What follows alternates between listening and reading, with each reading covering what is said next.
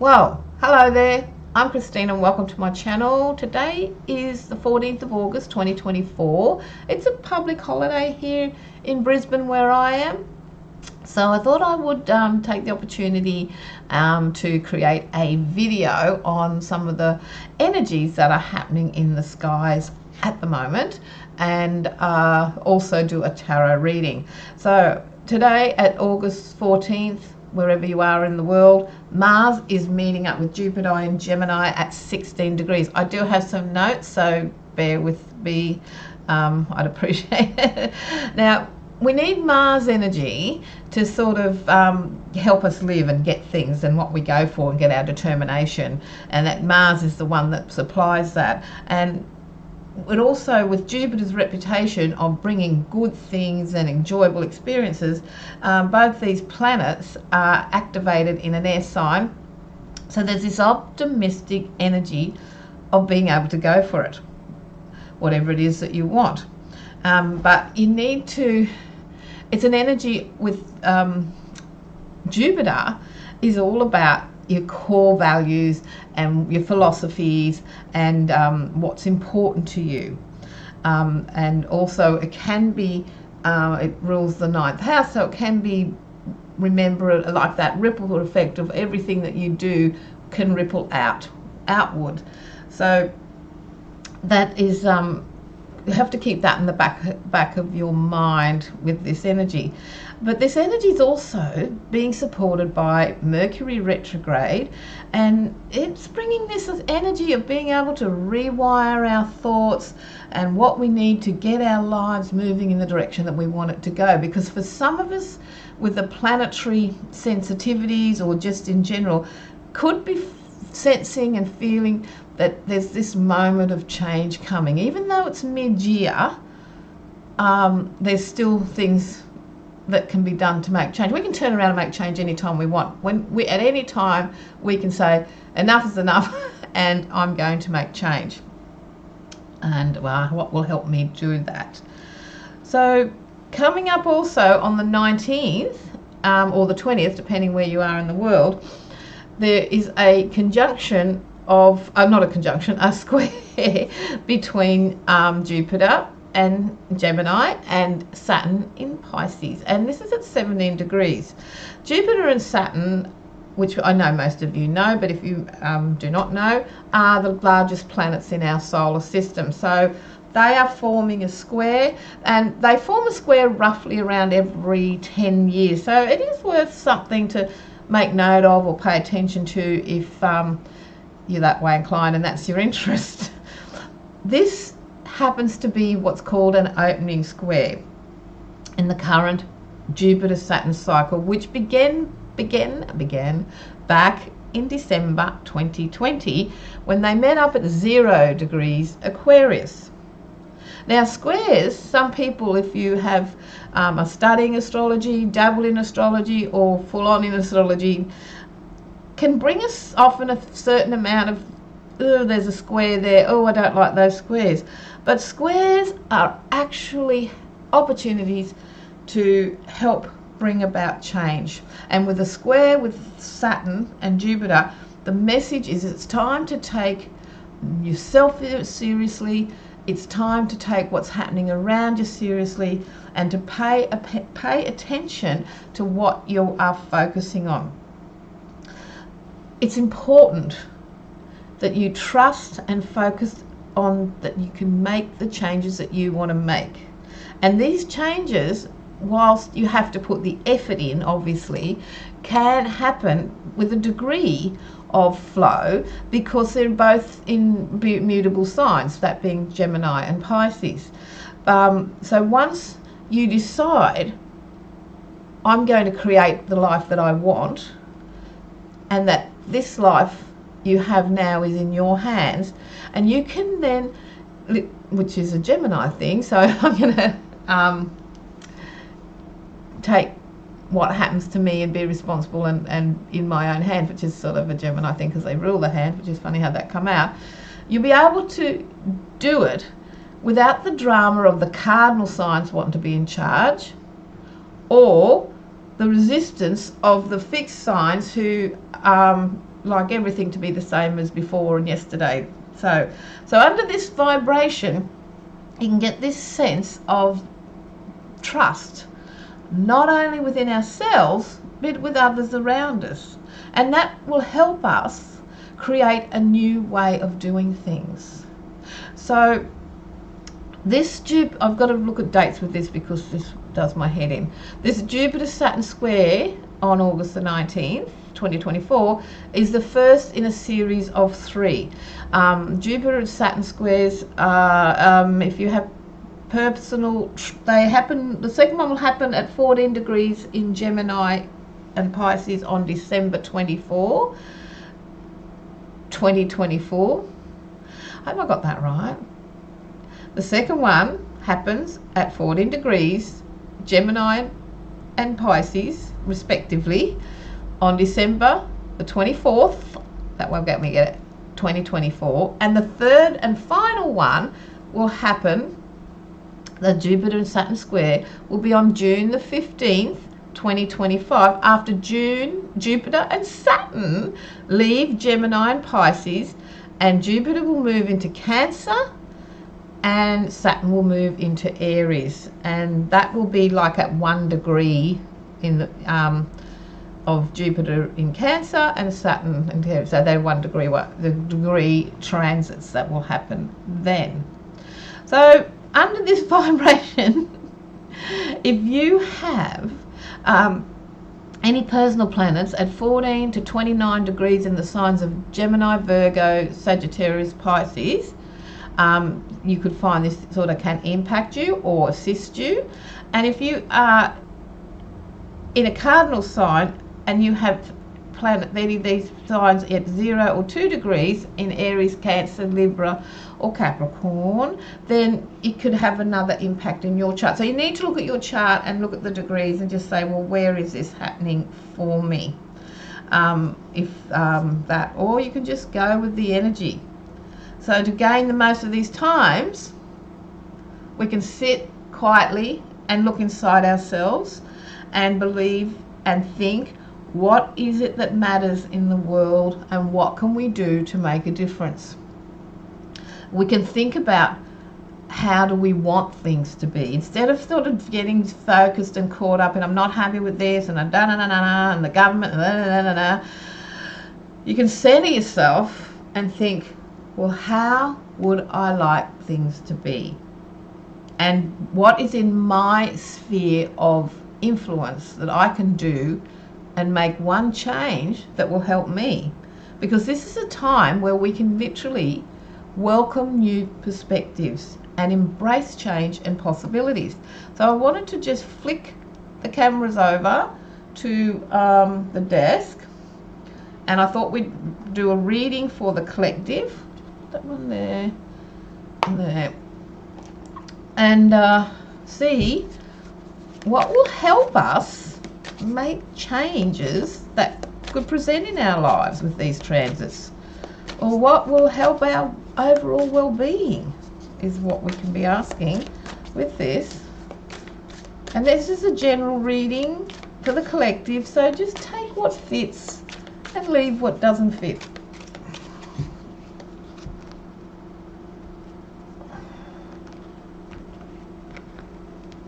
And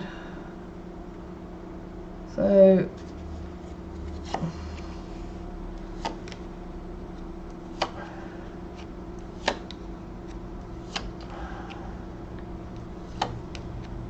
okay, so we may have been feeling stuck and wanting to look forward, and knowing that we do have the power and the energy, because we've all done things in the past. We all can reflect back into the things of the past of what has helped us before. When was a time when we felt in control? When was a time we felt that life was going our way? With these two cards here, the Knight of Pentacles and the King of Wands. And now we could be feeling a little bit overwhelmed. If I bring them down there like that, sorry, you can see them better, sorry.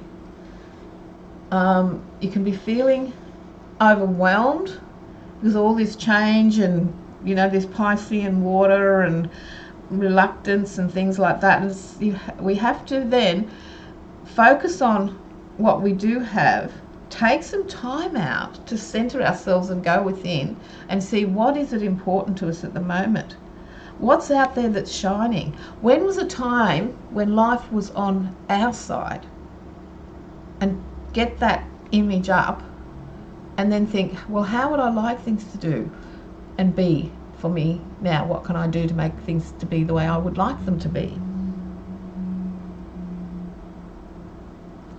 We could see ourselves perhaps being able to have freedom and break away from fear of resources and have a belief in what will help us for our well-being, that there is enough for everyone, and we can share a little bit what we have. I think the time of greed is over, but that's only my personal belief with this. But the cards are indicating that it's time now to look after ourselves. Obviously we have to put the oxygen mask on for ourselves so we can then help others that are less fortunate, and help people in our neighbourhood. And it doesn't have to be something grandiose. It can be just simple smiling as you walk up the street and saying hello to someone, because whilst we see all this money, and money is the big thing of everything, I was reading that loneliness is one of the biggest problems on the planet today. So this doesn't have to be necessarily physical money, because money is an energy and it does go round, but it also can be how we just be respectful and kind to other people. And we start with ourselves and our family, and we work out with it all like that ripple effect. And that is how we become in charge of our destiny. That is how we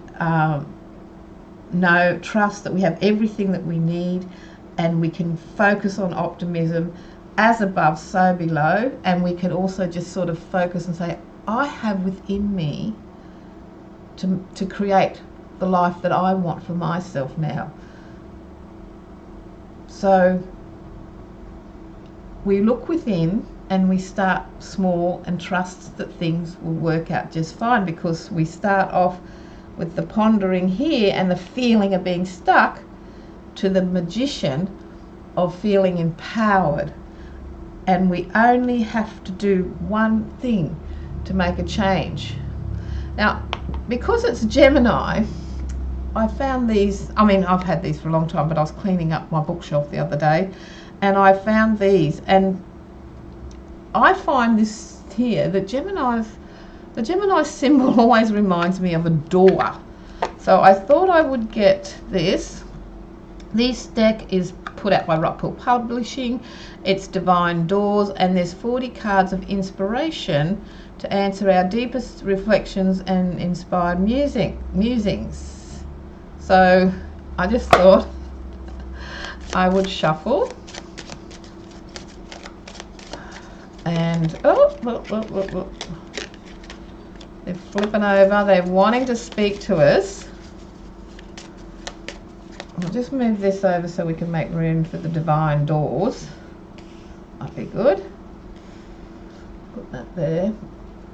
And I thought, well, why not just make it a pick a card? Two. I like two. I like the power of three.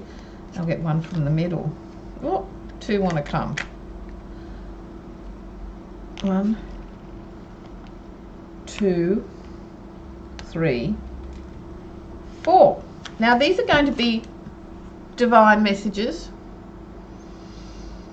Now if you sit for a moment and just close your eyes and center yourself the way that you can do that best, and think about something, that a question you might have, and then pick one. You can pick them all, but which one you feel drawn to. The clear quartz crystal, the I don't know what it is, but it's a lovely teal color.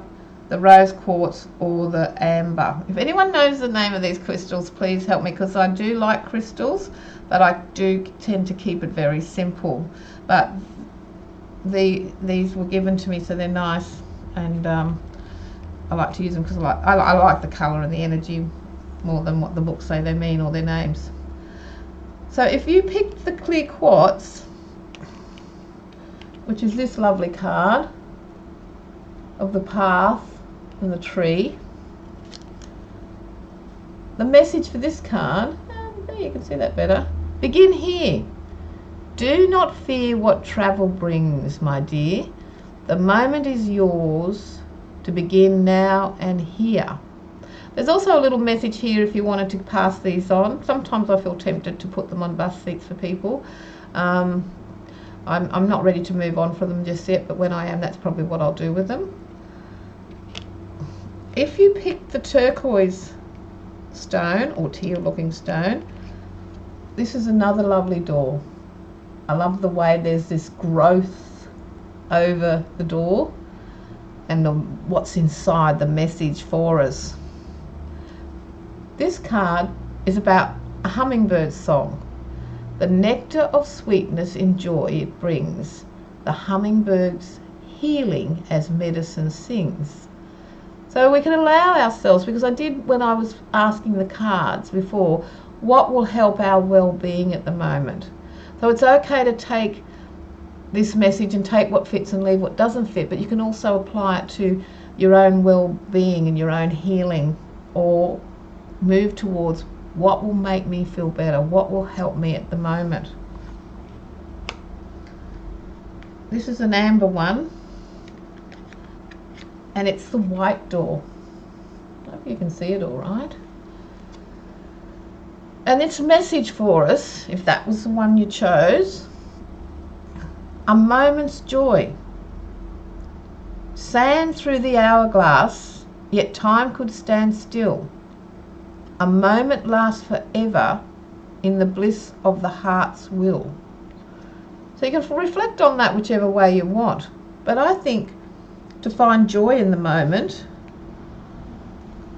no matter how things are bleak and we have to sort of be calm and center ourselves and do some meditation or just have a little lie down to get away from it all, to focus on the lamp, not the light shade. But that's only my interpretation. You might have your own. If you have an interpretation for this, please feel free to share in the comments. And finally, if you have the rose quartz heart, he'll sit there nicely. This is one that wanted to jump out at us, and it's a door with a Buddha. Very Gemini, these doors. If you look at the glyph for Gemini. And its message is about offerings. Abundance lies in the heart that allows to share more than expected and see love come around. So we're talking about that in the cards. With this card, it's about sharing anything we have in abundance, and as I said, it's not necessarily handing out money and various things like that. It can be whatever you want it to be. There's many ways to share our abundance and our joy.